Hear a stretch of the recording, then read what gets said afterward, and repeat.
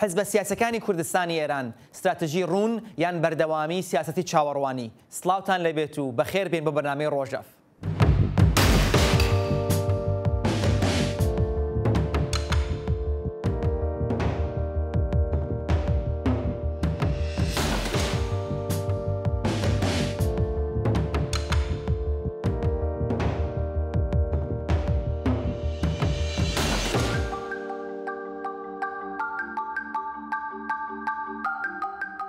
چل ساڵ دوای ڕووخانی دەسەڵاتی پاڵشایەتی لە ئێران و دامەزرانی دەسەڵاتی کۆماری ئیسلامی یان شێرکۆبێکەزوتنی دەسەڵاتی کۆماری سێدارە لە هەلومەرجێکدا کەوای دەنوان دەسەڵاتی ئێران بەهۆی دەستێوەردانی بربەڵاوی ناوچەی و دەستکەوتە خوێناویەکانی لە لوبنانەوە هەتا عێراق و سووریا و یەمەن زۆر بەهێزە و جیهان لەگەڵی ڕێکەوتووە. هاتنی ترامپ و گۆڕانی سیاسەتی ئەمریکا بەرامبەر ئێران بووە هۆی خولێکی نوێ لە گوشاری سیاسی و ئابووری و ئاسایشی لەسەر کۆماری ئیسلامی ئێران.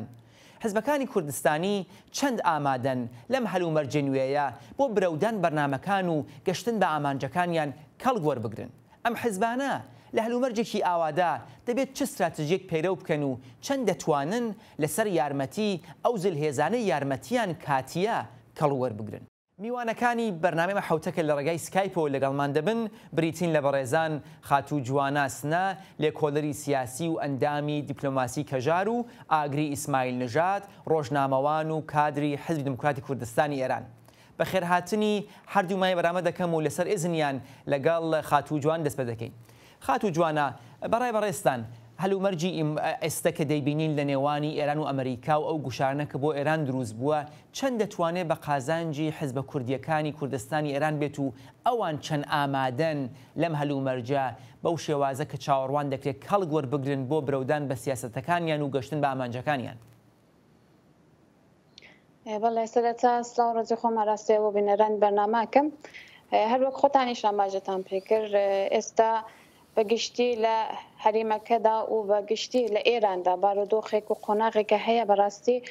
قۆناغێکی زۆر ئاڵۆز و هەستیارە هەم دەخاڵەتی دەرەکی هەم هەڵقوڵاندنێکی کۆمەلگاهی لە ناوخۆی ئێراندا ئەوە دیار دەکات کە ئێران دوای ماوەیەکی درێژ بەرخودان و مقاومەت لە بەرامبەر گۆڕانکاریدا ئێستا لە هەلومەرجێکدایە کە ئیتر داخوازی خەڵک داخوازی کۆمەلگا ئەوەیە کە ئیسرائیل لەسەر گۆڕانکاریە. ئێران چی ئەیەوێت لە ماوەدا یا چه سیاسەتێکی ئەوێت دابین بکات لەسەر کۆمەلگا ئەوە دیارە دیسانەوە تکرارێکی لە سیاسەتەکانە دیسانەوە تعویزدانن دەمکی دیسانەوە گۆڕانکاریان بچووک و بتوانێت خەڵکی یا بڵێن ئەو نەبزەی خەڵکەدا بخات. بەڵام ئێستا شتێکە دیار دەبێت بەگشتی لە هەریمەکەدا لە ناوچەکەدا وەکو ئێران بۆ خۆیش زۆر پێشانازە ئەتوانێت بڵێک و ئارمانجی خۆی یا پرۆژەی ئێران ئەوەیە و بتوانێت لە هەریمدا بەگشتی هێزێکی یا هێزە یەکەم بێت. ئەوە پێشبڕکێکی هەرە زۆر لە ناو هێزەکانی کوبێژین نەمایەندەی دەوڵەت نەتەوەن لە ڕۆژهەڵاتی ناویندا وەکو تورکیا وەکو ئێران ئەوە پێشبڕکێکە کە ئەبیندرێت بەڵام لەم پێشبڕکیدا لە ئەم قۆناغێک و تێدا تێپەڕ دەبین ئەتوانین بڵێن و هەم لە سووریەدا هەم لە عێراقدا هەم لە ئێراندا و وەکی تریش لە تورکیادا ئێران ئەیاوێک و خۆی وەکو هێزی یەکەم پێناسە بکات. لەم ماوەی دەرباسبوویدا ئەوەشە بیندرایانە سیاسەتێک و ئەیەوێ یا حتا لە بواری ئابووریە و ماڵیاتێک و ئەیەوێت لە دەرەوەی وڵاتی خۆی لە دەرەوەی خاکی خۆی لە دەرەوەی سنووری خۆی بەکاری تێرێت و قەیرانێکی ئابووری کە لە ناوخۆدا لەسەر کۆمەلگا هەیە تەناقض و پارادۆکسێکە کە زۆر زۆر بەرچاوە ئەوەشەی تر خەڵک بۆ خۆ دەیبینن. ئەمانە ئەوە دیار دەکا هەڵدانێک و کە ئێران هەیەتی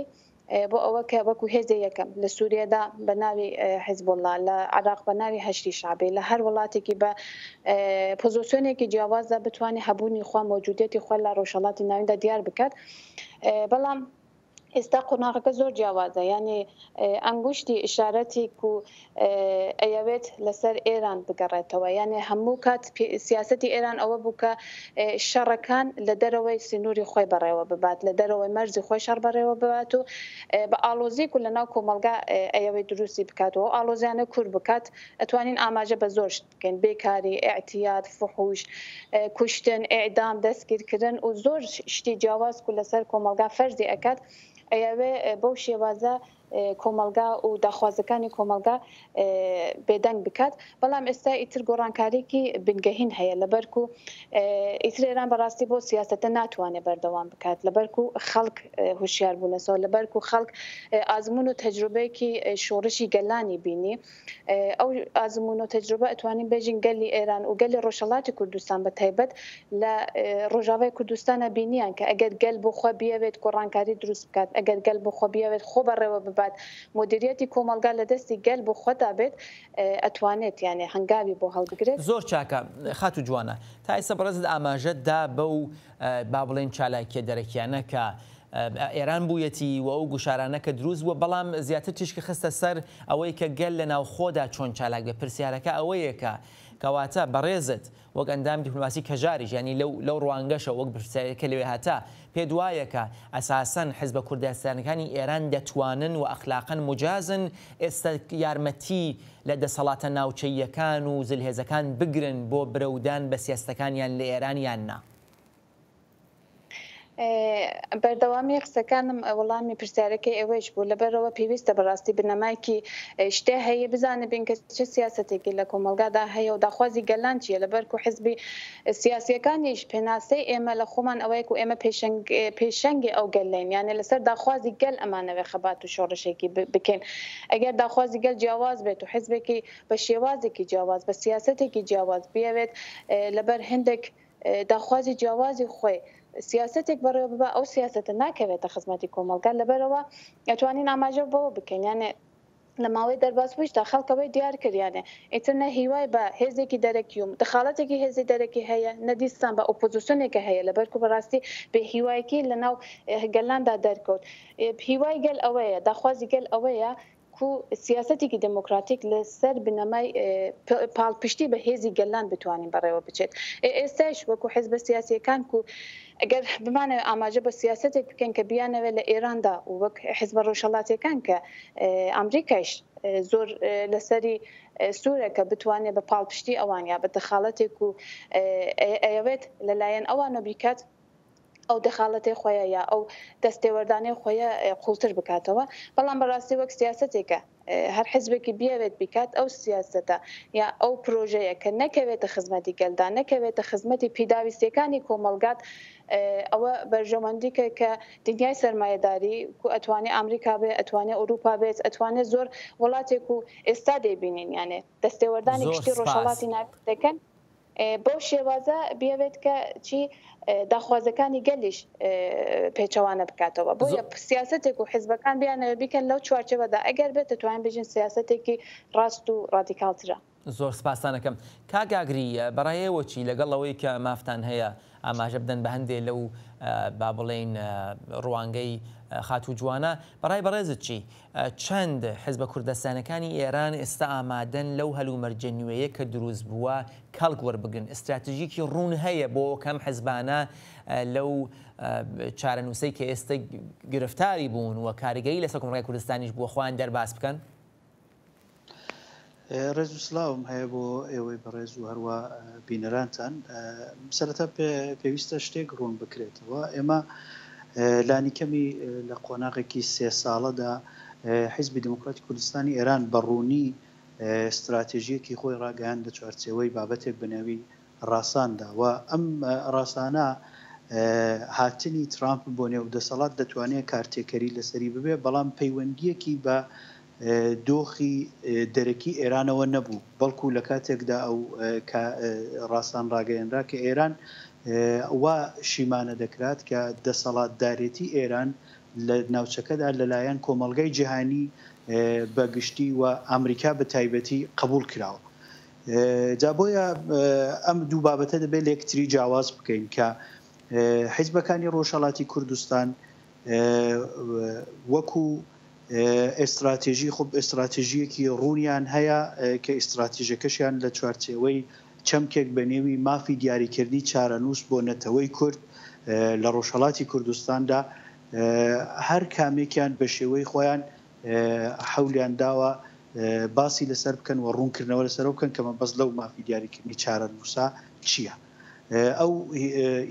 ئەو ئێستراتێژیان ڕوون و مشەخەسە. ئەمە ئایا ئاڵوگۆڕێکی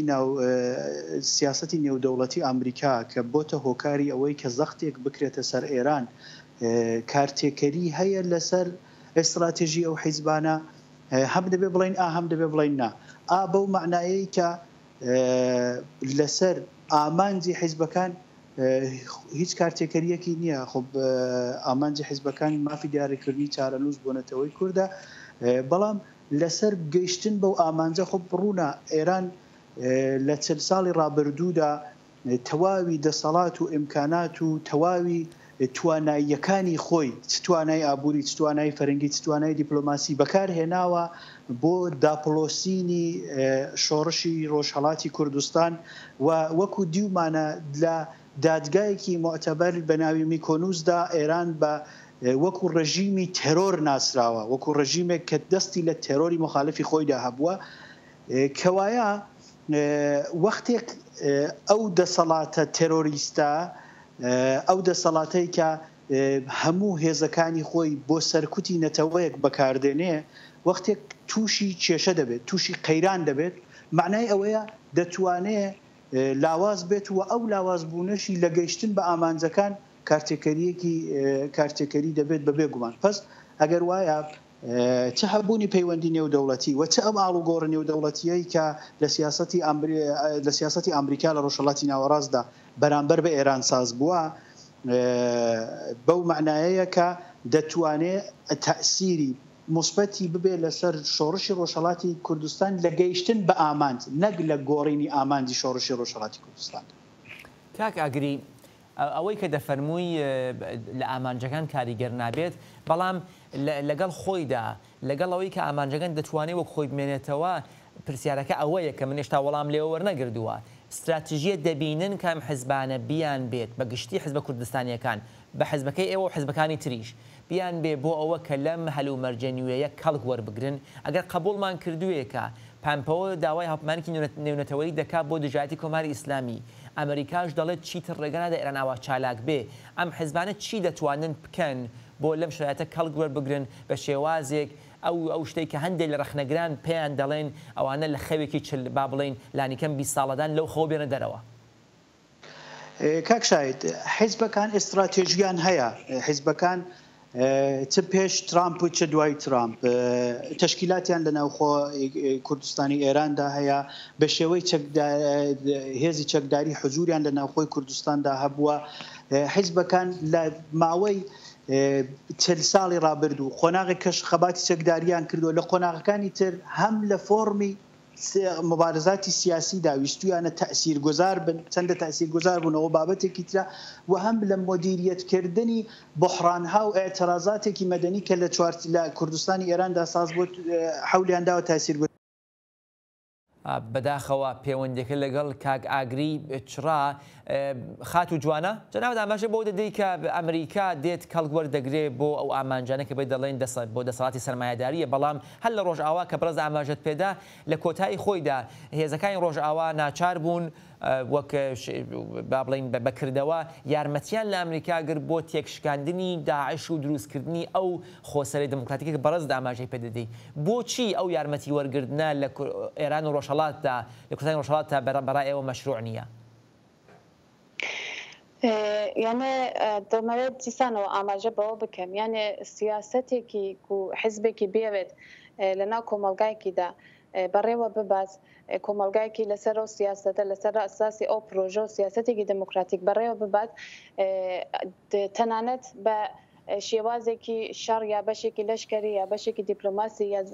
زۆر شاخەی خۆ هەیە و پێویستە لەناو کۆمەلگا بەڕێخستن بکات و بەشێک لەوەیشە بەشێکی نظامی یا لەشکریە. بەڵام بەشە هەرە سەرەکەیشی ئەوەیە کە هەنگاوی دیپلۆماتیکە یانێ بەڵام مهمەوەیە کوت ئەو هەنگاوە دیپلۆماتیکە لە ناو وڵاتێکیدا یا بۆ حزبێکی چۆن بەڕێوە بچێت ئەگەر حزبێکی بە هەنگاوێکی دیپلۆماتیکی خۆی یا داین و ستاندنێکی سیاسی یا بکەوێتە سێبەری ذهنیەتێکی دەسەڵاتدار و بڵێن وەکو ئەمریکایە گشتی وڵاتان ئەوە ناتوانین بڵێن ئەو حزبە یا ئەو کۆمەلگا ئەتوانێت خۆ بەڕێوە ببات لەبەرکو کەوتوێت سێبەری ئەو ذهنیەتەدا بەڵام هەموو گاوێن دیپلۆماتیک نایتە ئەو واتایەک و بە ئەو هەنگاوەت و ئەکەویتە سێبەری ذهنیەتێکیش تەوافقاتێکی پێویستە یانێ زۆر جار پێویستە تۆ لەگەڵ زۆر کەسادا بگەیتە تەوافقێک لە یەک مژارادا بەشێکی نظامی تۆ ئەتوانی ئەمما نایەتە واتایەک و تو هەموو سیاسەتی خۆت ئەخەیتە سێبەری ذهنیەتی ئەو کەس یا ئەو تۆ بەڕێوە دەبات ئەوە مهمە لەبەرکو تو بتوانانی بە ئیرادەی خۆ بە فکری خۆ بە پرۆژێ خۆ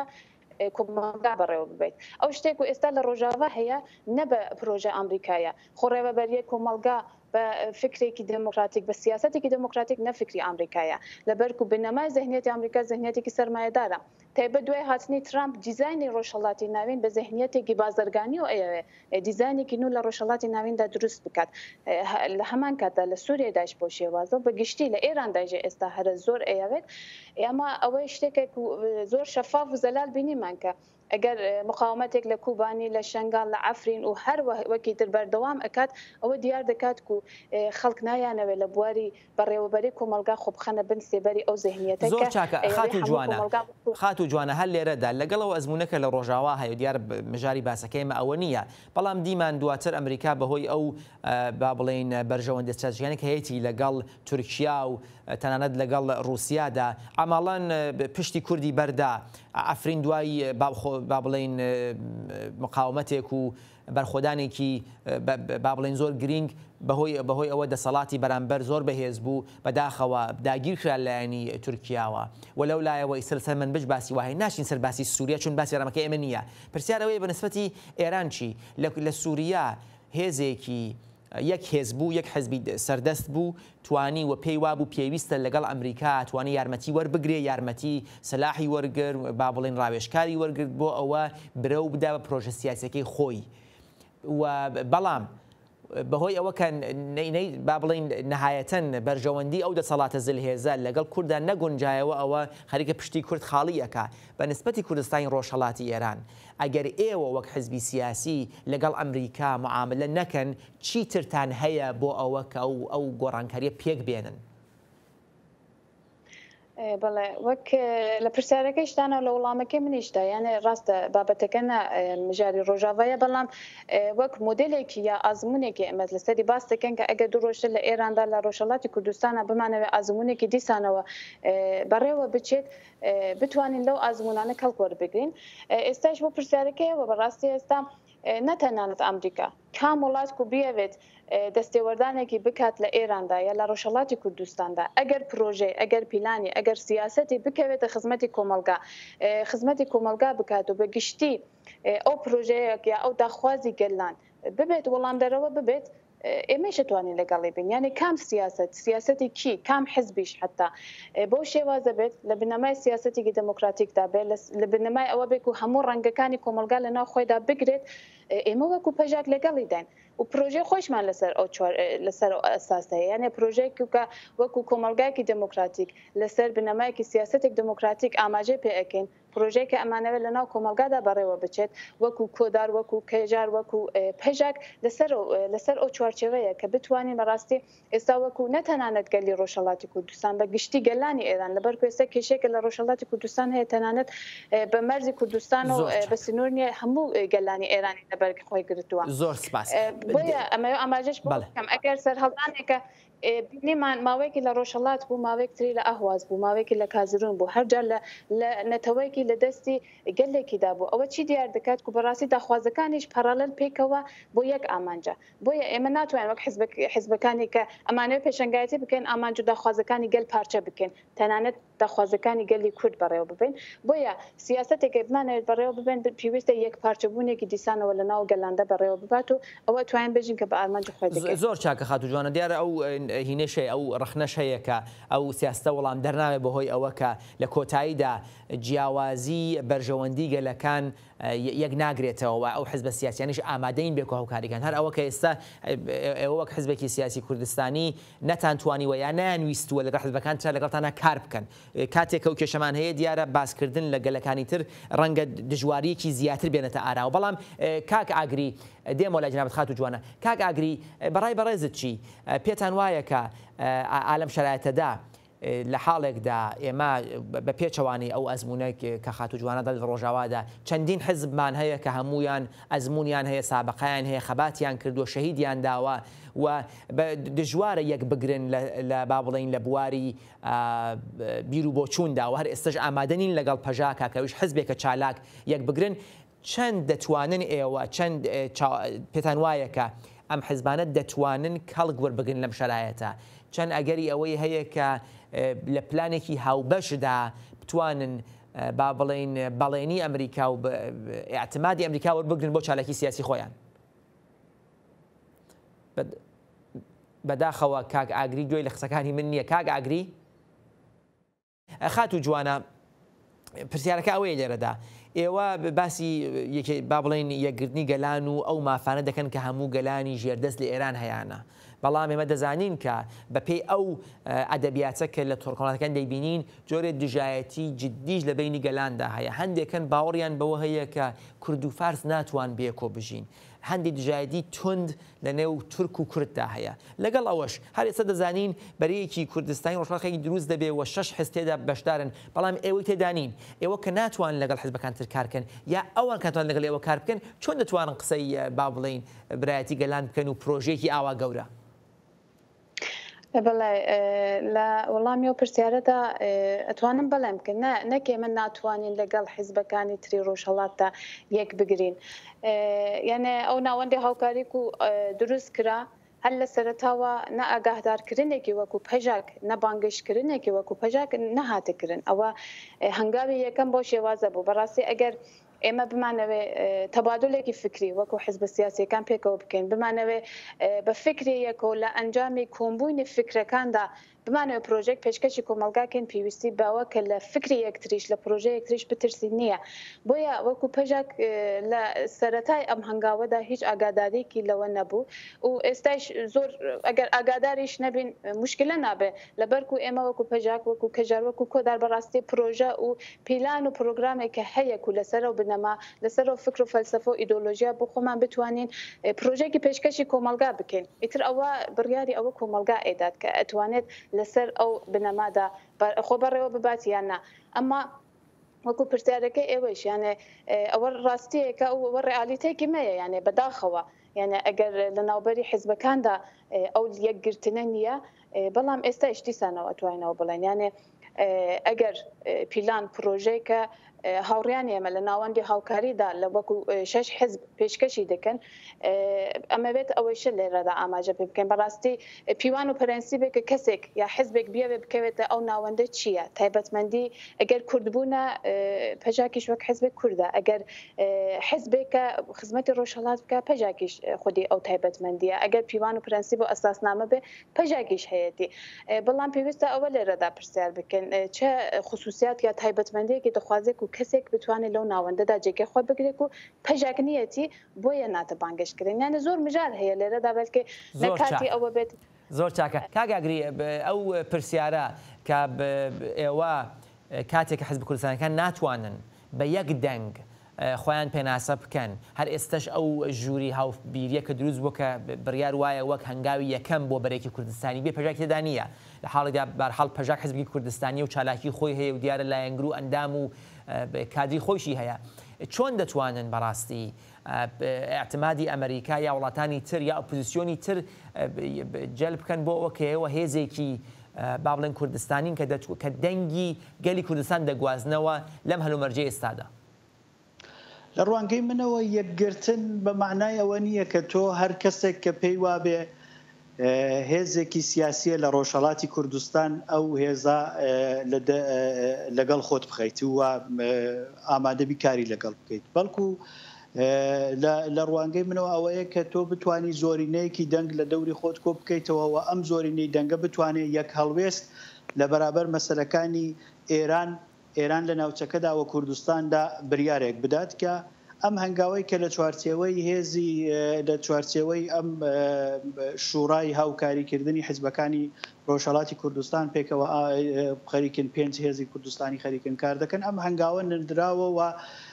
هیوادارم بەردەوام بن و بتوانن کاری لەسەر بکەن. کاک ئاگری پێ وایە کە جگە لە هیوادار بوون چەند ئەم حیزبانە ئامادەن کە بەڕاستی لە هەندێک لە جیاوازیەکانیان تێپەڕ بن بۆ ئەوە کە بەرەیەک پێک بێنن کە بتوانێت دەنگێک بگوازێتەوە. پێکهێنانی بەرە لە کوردستان بەگشتی هەم لە ڕۆژهەڵاتی کوردستان و هەم لە ئاستی کوردستاندا چەندین تەجروبە کراوە لە هەشتاکانەوە بەردەوام لایەنی سیاسی جیاواز ویستوێتی تەجروبەی بکات و نەیتوانیوە سەرکەوتوو بێ. بەڵام ئێمە قەیرانێکی تریشمان هەیە بە تایبەتی لە نێو ئەم شوڕای هاوکاری حیزبەکانی ڕۆژهەڵات کە ئەم حیزبانە لە واقعدا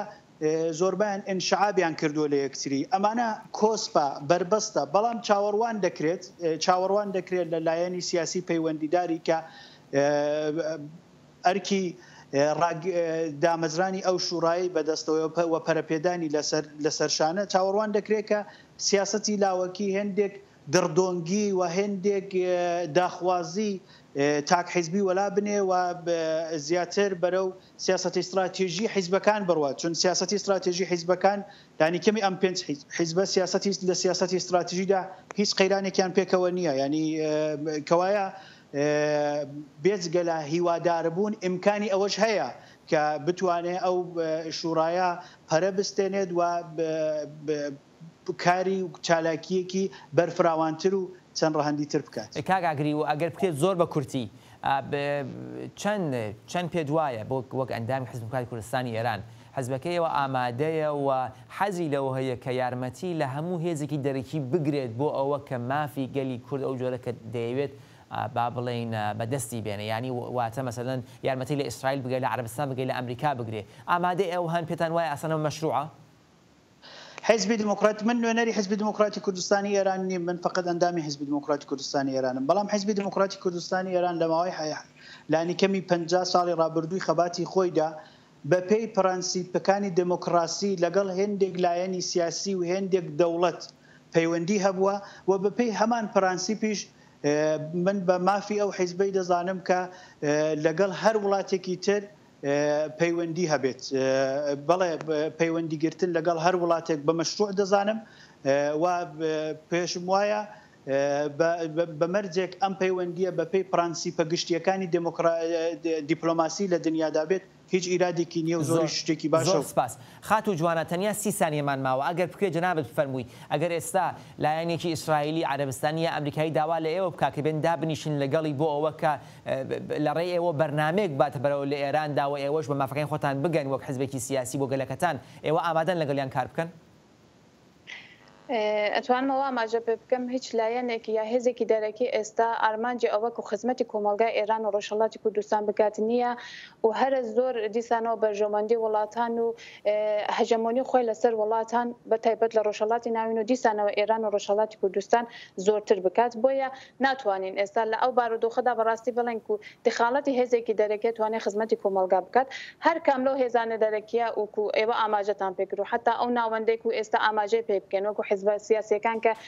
هاوڕێ ئاماژەی پێکرا و ڕێگری پێناسێکی بۆ یەکگرتن گرت، بەڵام یەکگرتن ئەگەر لە بە هەموو ڕەنگە جیاوازەکان و نتوانین یەکگرتنێکی دروست بکەین یەکبوونێکی دروست بکەین پێم وایە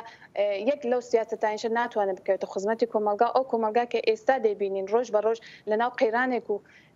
لەناو ئاڵۆزێکیدایە بتوان هەنگاوێکی باش یا ڕۆژێکی گەشی دروست بکەین. زۆر سپاس لە هەردوو میوانی بەڕێز و ئێوەی ئازیز کە تا کۆتایی بەرنامە لەگەڵمان بوون تا بێ گەیشتنەوەیەکی تر ژیانتان پڕ لە شادی و سەرکەوتن.